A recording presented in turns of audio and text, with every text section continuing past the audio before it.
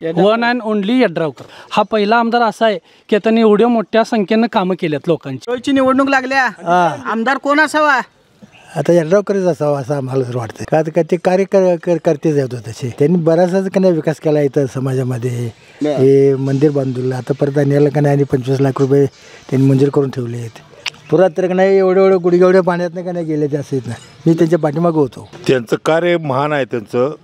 काय आता हे बोधवेला गावात 5-6 कोटी रुपये दिला रस्ते बनवायला त्यांनी, त्यांचं गावचं कार्य एकदम व्हेरी गुड आहे काय, आणि तेच बसणार शिट्टी बसणार। 5 नंबर ही शिट्टीच येणार, कारण माणूस हा कामाचा आहे।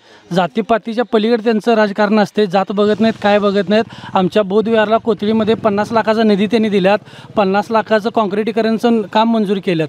त्यामुळे आमचं मत फक्त यड्रावकरांनाच असणार, one and only Yadravkar. Shirol तालुका फक्त शिट्टीच वाजणार इथं, कारण यड्रावकर साहेबांचं कामच एवढं मोठं केलंय की याच्या पलीकडे म्हणजे 15 ते 20 वर्षापूर्वी ज्या माणसांनी कामं केली नाहीत, हा पहिला आमदार असा आहे की त्यांनी एवढ्या मोठ्या संख्येनं कामं केल्यात लोकांची। वैयक्तिक असू देत, सामाजिक असू देत, सगळ्या प्रकारची कामं फक्त यड्रावकर साहेबांनी केली। वैयक्तिक तर अगदी कोणाच्या नाही कार्य आता घरात दुखात असले तर नाही, त्यांना निरोप गेला की हजर असते ती, हे अगदी नक्की अगदी असा हा पहिला नेता आहे की जे टायमिंग सांगतील त्या टायमात 9 म्हणजे 9ला माणूस इथं हजर राहणार। कुणाचीही कुणालाही त्यांनी वाट बघायला लावत नाहीत, काही नाही। त्यांनी जे टाईम सांगतील त्या टायमात माणूस येणार। आणि आमचं माझं पर्सनली असं मत आहे की मी त्यांच्या घरात माझ्या 2-3 मेडिकलचं उद्घाटनला द्यायला गेलो की कोणाचे चेले चपाट्यांच्या मागं लागता डायरेक्ट आम्ही त्यांच्या घरात सोप्यावर जाऊन बसतोय आम्ही डायरेक्ट। असा हा नेता आहे तो आमचा। जातीपातीच्या पलीकडे जाऊन असा एकमेव नेता की यड्रावकर साहेब लोकांसाठी चांगले त्यांनी काम वगैरे, त्यांच्या शिक्षण संस्था आहेत, परत आणि त्यांची कारखाने वगैरे आहेत, त्यात मुलांना म्हणजे नोकरीची अपेक्षा, शिक्षणाला सहकार्य करतात।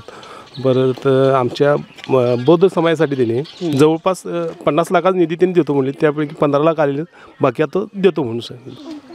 ते अगदी नक्कीच येणारच, त्यात काही वाद नाही। नेता येणं फक्त यड्रावकरच येत असावा आणि तोच कार्यकर्ता चांगला।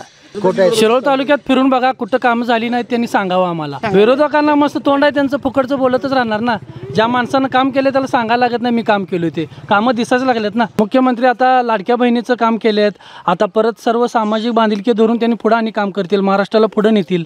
अजून साहेबांना आमच्या मंत्रिपद मिळावं, कॅबिनेट मंत्रिपद मिळावं ही आमची इच्छा आहे। 20 ते 30 हजार लीडनं आमची शिट्टीच वाजणार।